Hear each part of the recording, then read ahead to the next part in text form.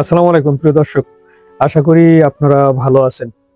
নবম pay scale নিয়ে দৈনিক শিক্ষা ডট কম একটা জরিপ চালিয়েছেন।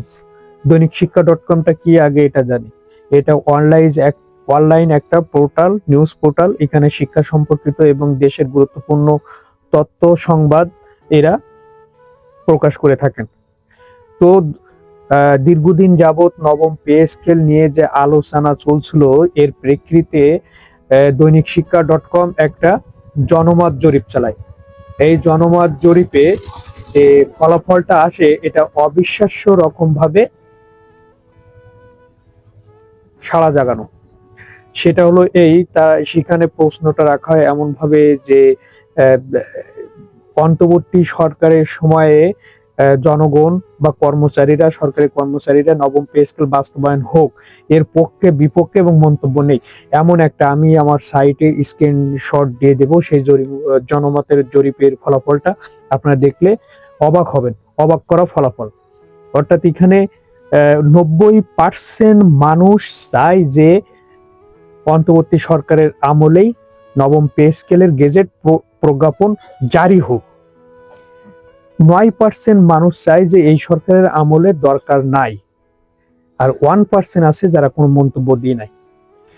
যেখানে দেশের 90% অর্থাৎ ওই জনমতের জরিপের যতজন মানুষকে জরিপ করা হয়েছে, সেটা যে কয়জনেরই হোক না কেন, হোক 1000 জনের, সেখানেও তো 90% অর্থাৎ 900 জন মতামত দিয়েছেন যে এই সরকারের আমলেই নবম পে স্কেল বাস্তবায়ন হোক। নবম পে স্কেল বাস্তবায়নের জন্য পে কমিশন গঠন করে চূড়ান্ত প্রতিবেদন নিয়ে, ফলাফল নিয়ে, সুপারিশ নিয়ে তারপরে কেন এই তালবাহানা? এই তালবাহানা কারণেই এই নিউজ পোর্টালটা জানতে চেয়েছেন দেশের মানুষের কাছে তারা আসলে কি চায়। তারা চায় কিনা এই সরকারের আমলে পে স্কেলটা বাস্তবায়ন হবে কিনা, এমন তথ্যই তারা জানতে চায়।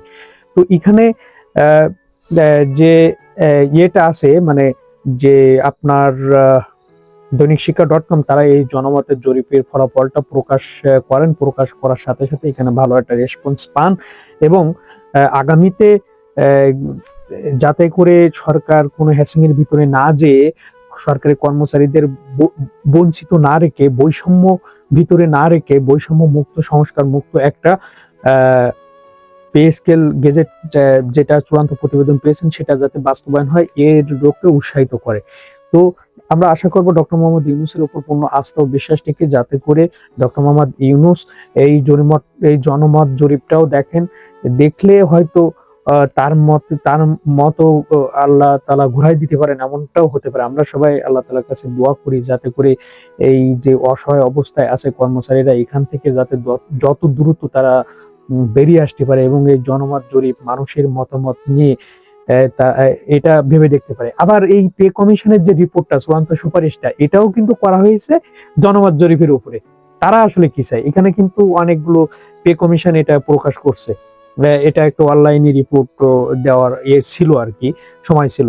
তো এটাও কিন্তু করা হয়েছে জনমতের ভিত্তিতে। তাহলে জনমতের ভিত্তিতে, জরিপের ভিত্তিতে যদি এইগুলো প্লাস পয়েন্টে থাকে, আপনার বেশি জনগণ সায় দেয়, তাহলে বাধা কোথায় আসলে?